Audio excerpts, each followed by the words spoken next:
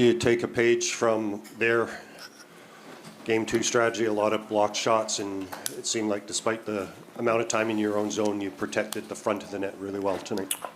Yeah, the positives, obviously, the power play, Casey DeSmith, and our D-zone coverage was good.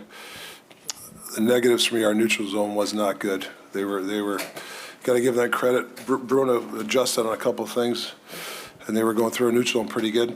Breakouts were at less than average, so good positives on the D-zone, which I think all year we've been a really good D-zone, but I think a couple of things we got to shore up quickly because, you know, they were coming tonight. Rick, have you felt from behind the bench like this series has had an inconsistent flow? And I don't mean in terms of your team performance, but it feels like not just every game is completely different, but every period almost feels removed from the other ones. Is that difficult for you, and do you feel that way? That's fair. I mean, I think, you know, I guess at both sides there's been parts of the, whether it's you think there's a flow going, but all of a sudden it just turns U-turn. Like I said, the neutral zone, I mean, they were coming through the neutral zone on us pretty easily. Yeah, but this series, I do like our D-zone coverage, though. I do. We, you know, as much as they had a lot of possession, we limited a lot of inside. I thought our rails were really good tonight, you know, and if they did get inside, Casey was there for us. A lot of conversation over the last 72 hours about sort of will to score, and the tweak you make on the power play ends up sort of indirectly moving Boeser down low, and him at the net front is key on both of your goals. What have you seen in terms of his improvement in that spot over the course of your 120 games as the coach of this team? Yeah, he's got a great knack to find that. I mean, the timing of that goal, I mean, that's best. You know, we worked on a play from that goal, which was nice. Obviously, the downhill shot from Millsy, you know, we've seen that before. So yeah, I think it's huge for our team when our power play can find it. Hopefully, that gets us confidence in the 5-on-5 game. Rick, you said in the past that you're not as concerned with the power play percentage as much as you are concerned that it comes up with big goals when you need it. Hasn't been that great recently, but 2 goals tonight in the low-scoring game. Is that just evidence of that? Well, the Boeser goal, right? That's the big one. You know, gets us a 2-goal lead. You know, they score and they're making a push. So, yeah, I'm a big believer in that. You know, percentages are really when the pressure is on. That's when you want your power plays to be the best at. What about your team's play over the second half of the game, kind of defending the lead and shutting down the game? Are there a lot of positives that you can take from being able to play that way and play low event hockey? Yeah, I mean, we're ecstatic with a win, but we got to make some improvements. I like the way we defended, but I think, like I said, the neutral zone, we can shore up that. I think we can slow them down a little bit in the neutral zone. I think they were coming freely, and Brunette's a good coach. He's got some. You know, he has some really good offensive sets there that, you know, that we're gonna have to tweak. Rick, Casey was dropped into a pressure pack situation this week. What do you think enabled him to be more comfortable tonight? Well, I think it's his personality, Frank. I think he's he's not an uptight guy. He always has a smile on his face. I think that it's infectious when he comes in. Even if he has a tough night or things don't go his way, he comes in, spends hours or whatever with Clarkie on the ice, never complains. I mean, his demeanor is just great for that role, and I think, you know, he was just locked in. So I would say just his personality keeps him kind of even keel. Rick, tonight, JT had the goal, great setup on Boeser's goal as well, but also even at 5-on-5 was probably one of your most dangerous forwards. Even in the third period, had a back check where he stripped one of the Nashville players of the puck.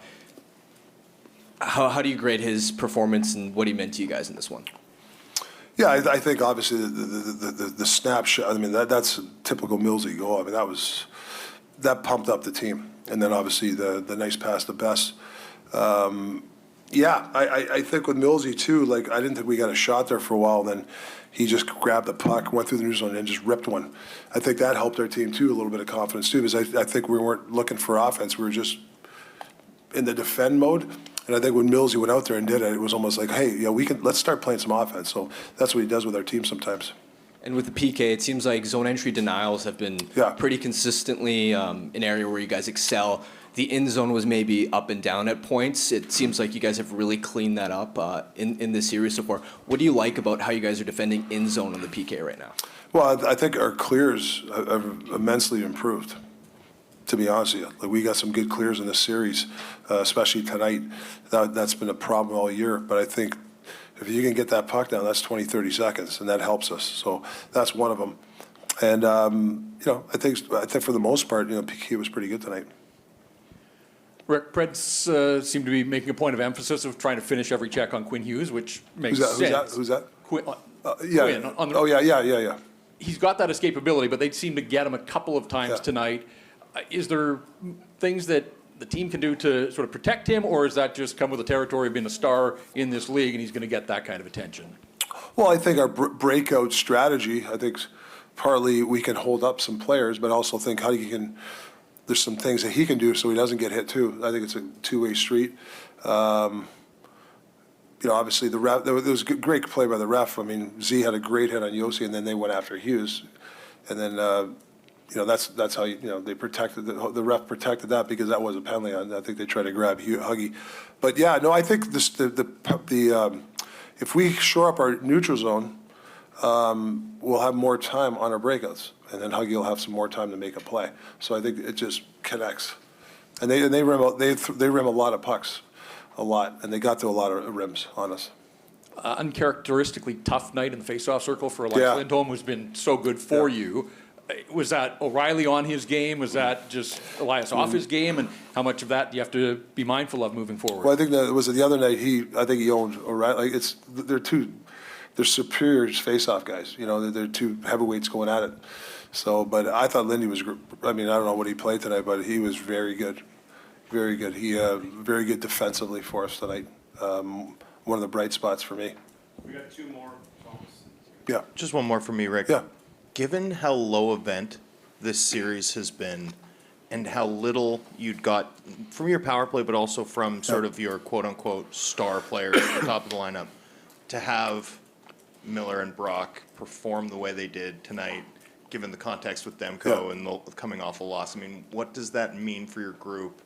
And in particular, given all the conversations about sort of seeing how this group responds to challenges and learns in the postseason, what's a game like that tell you about those two? Well, it's big, right? Because if you look, the Conn Smythe winner last year, Marshall, didn't score the first 6 games, right? I think when Chicago won their cups, I think Taves didn't score for 8 games. Like, star guys are going to go, but if you watch them, they stick with it. You got to have other parts of your game. So that's our guys are learning. If you're not scoring offensively, you got to make sure that you're good in other parts of the game. So I think that's, and now Millsy and Brock have a good game for us. So that's just a lesson for our guys, whoever that's struggling, that make sure your other parts of the game are really good, and eventually the offense will come. Rick, going back to Casey and his demeanor, the first period, they pushed really hard. They really took it to you guys. I don't think they didn't really get a lot of shots on net, but there was a lot of consistent forecheck. Casey looked strong. He looked confident. He looked like he was tracking the puck well. What does that do for the rest of the group when you see him locked in like that in a really tough situation? Does that permeate through the rest of the group, even to the coaching staff? Yeah, I think a couple of saves there, he just looked big, like he wasn't side to side flopping. I think that really gave confidence to the team. But you're right, they had a couple of pushes and chances, and if you looked, Casey was right on the crease and he looked big. He wasn't, and I thought our big D tonight played well. I thought Z was good. Susie, go down the list. Myers, I think they protected the house pretty good, but I just thought Casey, especially after the first period, I think one of the coaches said, Casey looks good tonight. Like, you can just tell that he had it.